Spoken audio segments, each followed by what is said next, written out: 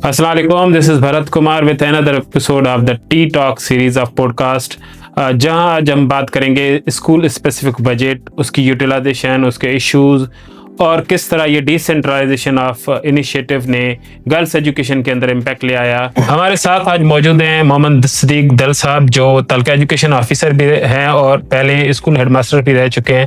Sir, thank you so much for your time. And हम आज जिस टॉपिक पे और जिस मौजू पे हम आज डिस्कस करेंगे वो है स्कूल स्पेसिफिक बजट।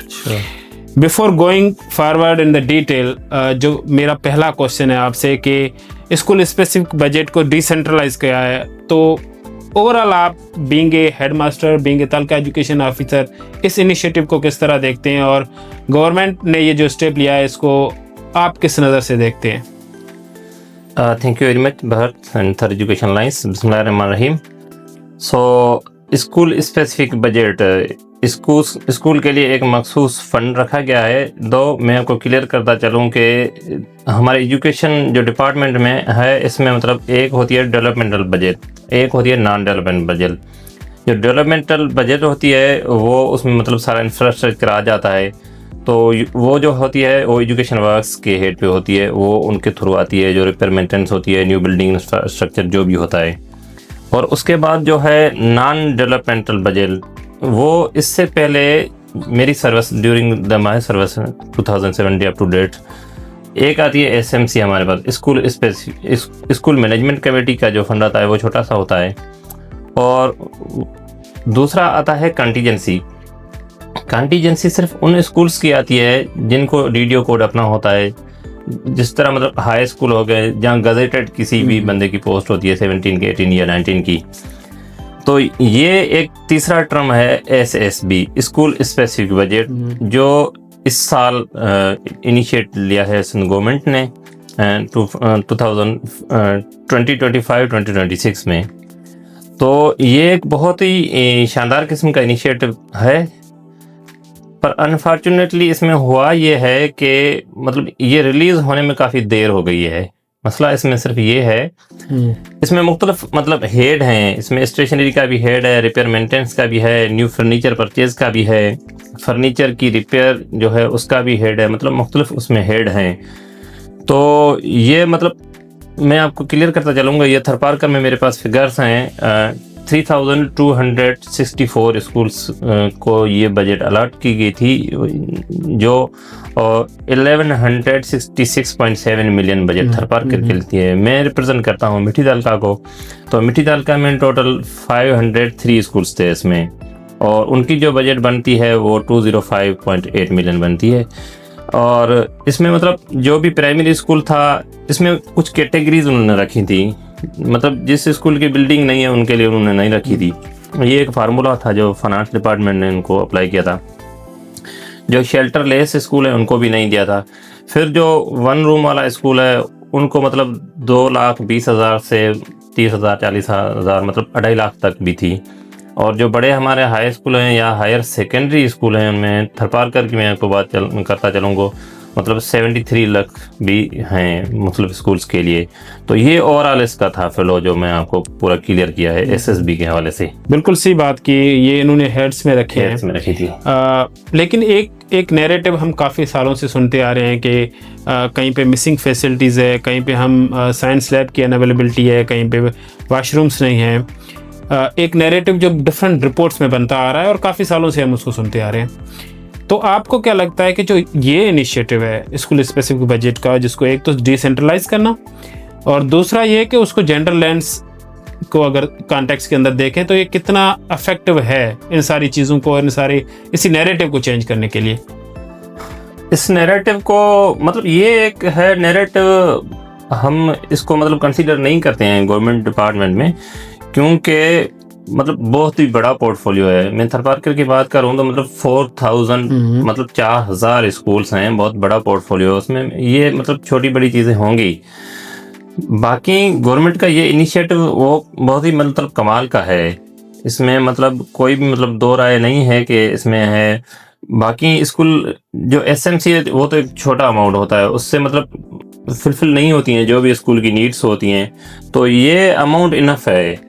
स्कूल की जो भी मिसिंग फैसिलिटीज़ हैं उनको फुलफ़िल करने के लिए स्कूल का जो डीडीओ है, इवन दो जो भी वहाँ अप्लाई टीचर है, हेड टीचर है या इंचार्ज टीचर है, उन सबको डीडीओ ऑथोराइज़ किया गया है। और ये खुशाइंदा बात है कि मतलब वो खुद डीडीओ हैं, ड्राइंग एंड डिस्पर्सिंग ऑफिसर्स हैं, उनको मतलब कोई डिक्टेट नहीं कर सकता है। तो उसमें डिस्ट्रिक्ट एजुकेशन ऑफिसर का भी रोल नहीं है, टीओ का भी रोल नहीं है। वो रोल सिर्फ फैसिलिटेशन की हद तक है, ब्रिज की हद तक है, उनको सपोर्ट की हद तक है। बाकी उनकी जो भी डॉक्यूमेंटेशन होती है उन पे मतलब एक ही डॉक्यूमेंट होता है सेप का, जो मतलब सिग्नेचर स्पेसिफिक जाती है ट्रेजरी में कि हाँ बंदा ये हमारा है, इसको डीडीओ हमने असाइन किया गया है।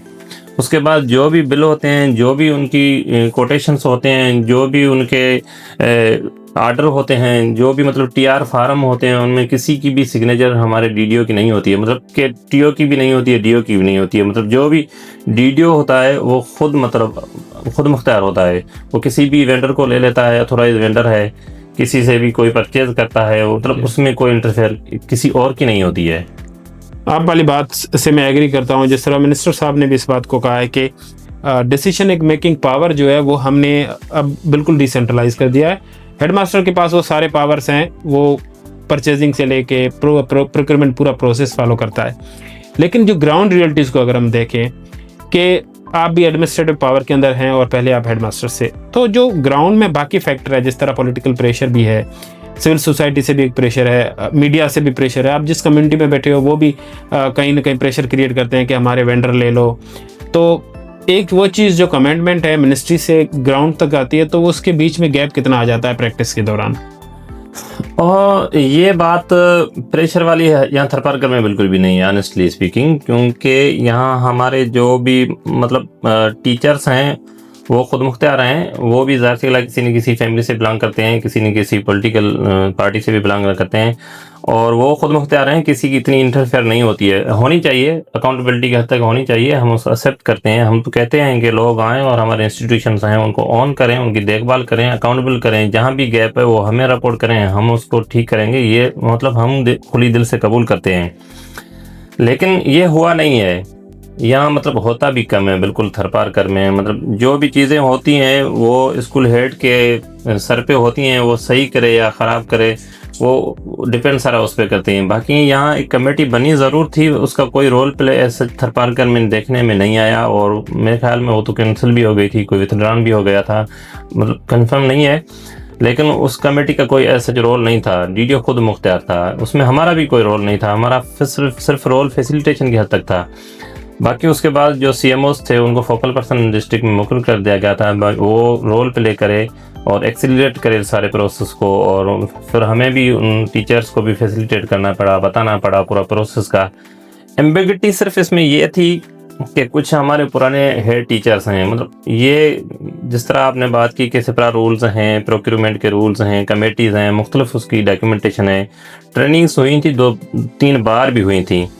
लेकिन यहाँ मतलब लोगों को थोड़ा घना डराया गया था कि भाई ये होगी, कल ऑडिट होगी, फिर ये होगा, फिर ये होगा, तो इंटरेस्ट थोड़ा लूज़ हो गया था और पीक टाइम आ गया था। तो मतलब वो जितना मतलब डीडीओस को बिल जमा करवाने चाहिए थे उतना जमा हुए नहीं ट्रेजरी में, ये एक था। बाकी मतलब कोई पॉलिटिकल प्रेशर, कोई मिडिल मैन, कोई मतलब उसका नहीं है, वो सारा डिपेंड करता था ना, वो खुद एचएम पे करता था सारा इसमें। हाँ, डू एग्री। एक और चीज़ जिस तरह आपने बात की कि डिस्ट्रिक्ट लेवल पे कमेटीज़ बनाई गई, जो इस वक्त डीडीओ पावर जिनके पास है उनके लिए सारा प्रोसेस नहीं हुआ है, चाहे सेपरा साहब ले लें, चाहे प्रोक्योरमेंट के प्रोसेस को ले लें। तो जो ट्रेनिंग एक तो दी गई वो कितनी इफेक्टिव रही, ये मेरा एक सवाल है आपसे। दूसरा ये कि जो कमेटी उन्होंने बनाई उसके अंदर एक्सपर्ट्स कितने हैं, मीन्स कि एक देखें एक फाइनेंशियल मैटर है तो फाइनेंशियल एक्सपर्ट्स क्या आया उस कमेटी के अंदर मौजूद है या नहीं, प्रोक्योरमेंट एक्सपर्ट्स कोई मौजूद है या नहीं, लॉजिस्टिक एडमिनिस्ट्रेटिव एक्सपर्ट्स कोई मौजूद है या नहीं, अगर नहीं है तो क्या करना चाहिए? ओके, इसमें जो भी हमारे डीडीओज हैं वो सारे के सारे मतलब अनअवेयर नहीं है। मेनली जो भी हमारे हाई स्कूल्स हैं, वो जो एलिमेंट्री स्कूल हैं, मैंने आपसे बात की, जहाँ ऑलरेडी उनको डीडीओ असाइन है, वो तो यूज्ड है क्योंकि वो कॉन्टीजेंसी यूज़ करते हैं, उसका प्रोसेस और इसका प्रोसेस सेम ही है। एसएमसी का प्रोसेस बिल्कुल भी अलग है। तो जो हमारे हायर सेकेंडरी स्कूल्स हैं, हाई स्कूल्स हैं, एलिमेंट्री स्कूल हैं, जहाँ भी 17 की पोस्ट है, जहाँ भी गजेटेड ऑफिसर हमारा बैठा हुआ है, वो तो they are very much familiar about that process, उनको तो कोई एम्बिग्यूटी होनी भी नहीं चाहिए। उसके बाद ये जो सिर्फ प्राइमरी स्कूल के हेड टीचर्स हैं, जिनके मतलब जिन्होंने कभी डीडीओ यूज़ किया नहीं है, उनके थोड़े खुदोखाल थे। ट्रेनिंग अच्छी हुई थी। हमारे मास्टर ट्रेनर तालका एजुकेशन ऑफिसर उस वक्त जो थे वो कराची गए थे और ट्रेनिंग लेके आए थे। यहाँ 2 बार 3 बार भी ट्रेनिंग हुई थी और जितनी भी एम्बिग्यूटीज़ हुई थी, मैं भी उनका पार्ट हुआ था टीओ होने के बाद, वो उनको दूर कर दी थी। और जो कमेटी बनी थी, वो एक तो पहले जो कमेटी बनी थी उसमें आरएसयू का बना था, तारिक साहब था, और 2 हमारे, एक सेकेंडरी साइड का डिप्टी डीओ था और एक प्राइमरी साइड का डिप्टी डीओ था। वो मतलब एक्सीलरेट कर रहा था और सारे प्रोसेस को, चूँकि मतलब आखिरी अप्रैल आ गया तो उसको थोड़ा एक्सीलरेट करना था, तो फिर सीएमओ का रोल भी उसमें बढ़ाया गया था। तो मतलब मैं यही कह रहा हूँ ना, जो भी हमारे पुराने टीचर हैं या जिन्होंने डीडीओ यूज़ नहीं किया था, उनको थोड़ा मतलब कि डर था कि हम यूज़ करेंगे तो हमारे लिए मसला हो जाएगा, इस वजह से उन्होंने इंटरेस्ट ना लिया नहीं है।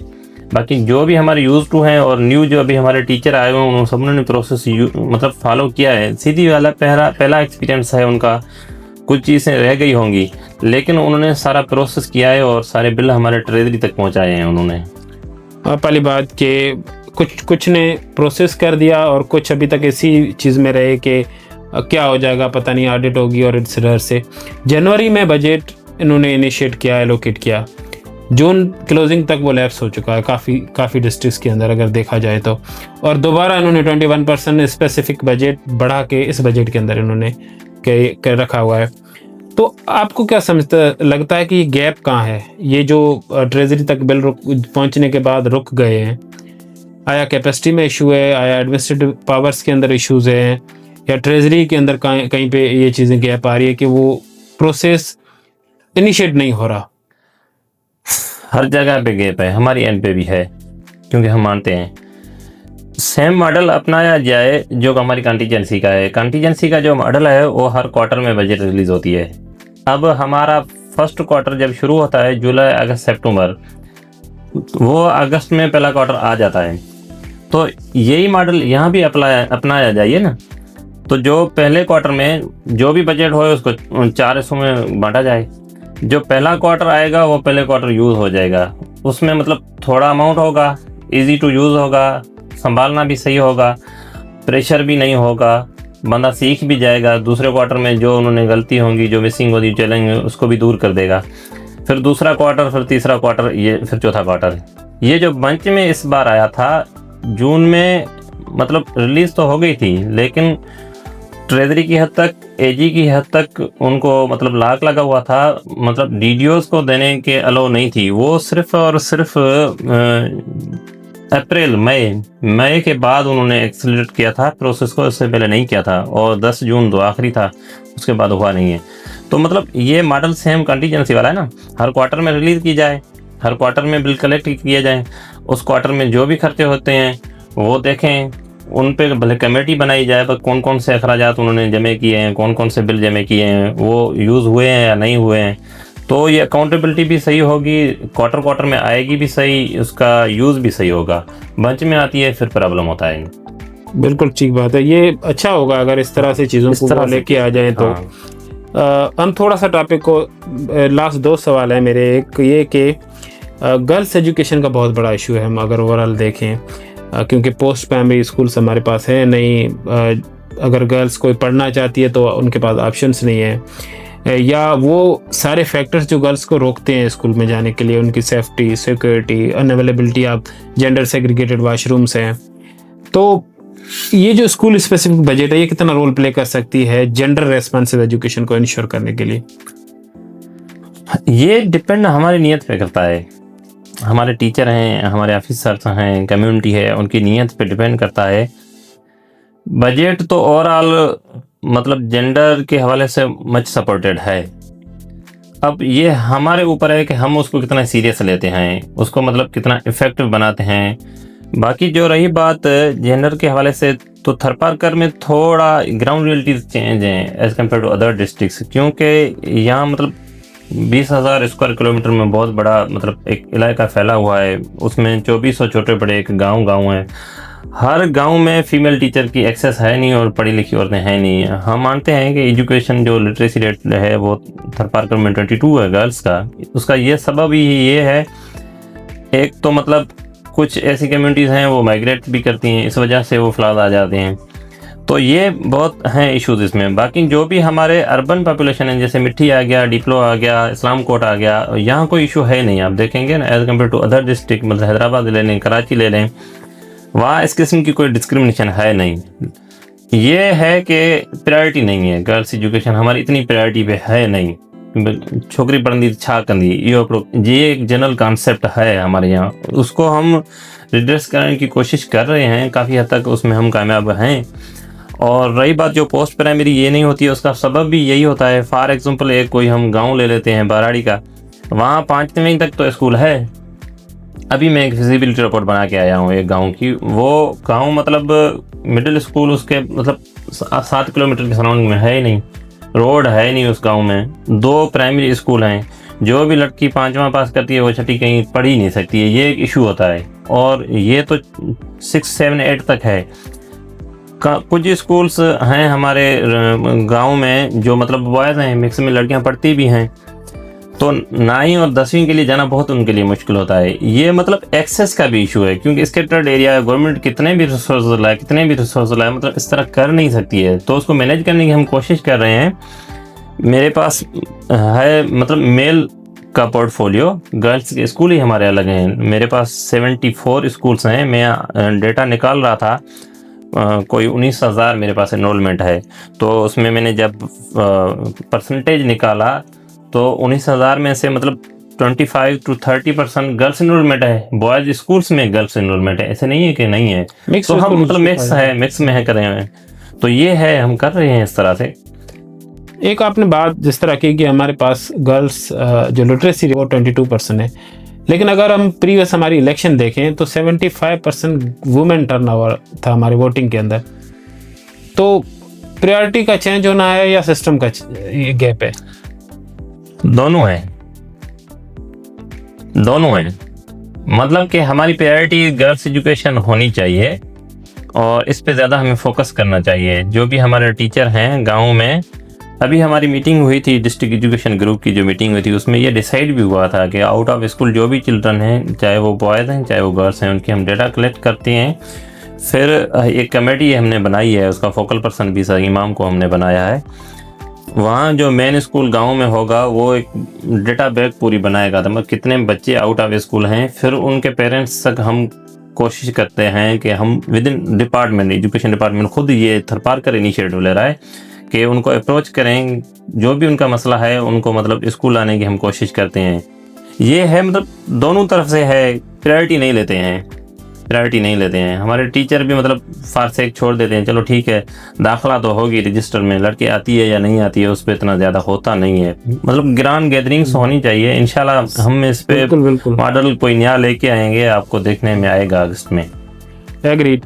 Coming back towards school specific budget, मेरा सिर्फ लास्ट क्वेश्चन है। बीइंग एडमिनिस्ट्रेटर, आप एजुकेशन डिपार्टमेंट में काम कर रहे हैं, तो आपकी क्या रिकमेंडेशंस होंगी कि इसको किस तरह और मज़ीद बेहतर बनाया जा सके ताकि जो मकसद था इस इनिशिएटिव का वो पूरा हो सके, जो गैप्स हैं स्कूल एजुकेशन के अंदर वो पूरे हो सकें? तो इसको किस तरह यूज़र फ्रेंडली बंदा कहे तो किस तरह बना सकते हैं? आपकी रिकमेंडेशन इसके हवाले से क्या होगी? देखें, स्कूल स्पेसिफिक बजट का जो मॉडल मैंने पहले बात की थी कि इसको हर क्वार्टर में लाया चाहिए। जब तक हम इसको हर क्वार्टर में नहीं लाएंगे तब तक ये आखिर में मतलब यूज़ नहीं होगा और इतना इफ़ेक्टिव नहीं होगा। इतनी जो मिसिंग फैसिलिटीज़ हैं वो हमारी रिड्रेस नहीं हो पाएंगी।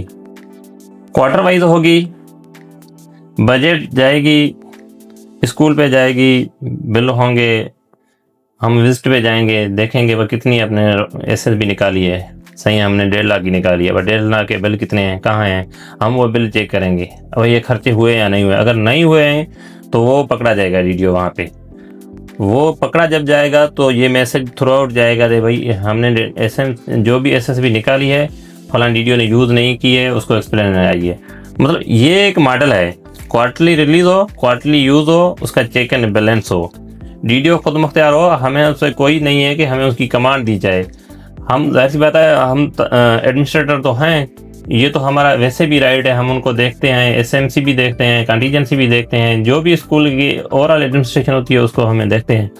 पर मॉडल हमारे लिहाज से ये है कि इसको थोड़ा यूज़र फ्रेंडली इस हवाले से भी बनाया जाए। जो बड़े बड़े स्कूल्स हैं, जिस तरह आपने कहा कि उस कमेटी में एक्सपर्ट्स कितने थे, ऑनेस्टली एक्सपर्ट नहीं है इसमें। ये एक जो सिपरा रूल्स हैं, प्रोक्यूरमेंट पॉलिसी के मुख्तलिफ जो होते हैं, इनकी मतलब एक्सपर्ट ही नहीं है हमारे पास। फिर हम डिपेंडेंट हो जाते हैं, वेंडर पे हो जाते हैं, ट्रेजरी पे हो जाते हैं, ये एक है गैप। जो मतलब हमारे स्कूल की 10-15 लाख से बड़ी बजट है और जो सिपरा रूल्स में जाती है या टेंडर में जाती है या मतलब किसी और में जाती है, तो उसके लिए कोई एक्सपर्ट का होना ज़रूरी है। उनकी सपोर्ट करे, उनकी फैसिलिटेशन करे। एक ऐसा बंदा हो डिस्ट्रिक्ट में बैठा हो, मतलब 2 हो, एक प्राइमरी साइड हो, एक सेकेंडरी साइड हो, ये एक ज़रूरी है ताकि चीज़ें आसान हो जाएं और एक्सीलरेट हो जाएं, जो हमारा असल मकसद है वो हासिल हो सके।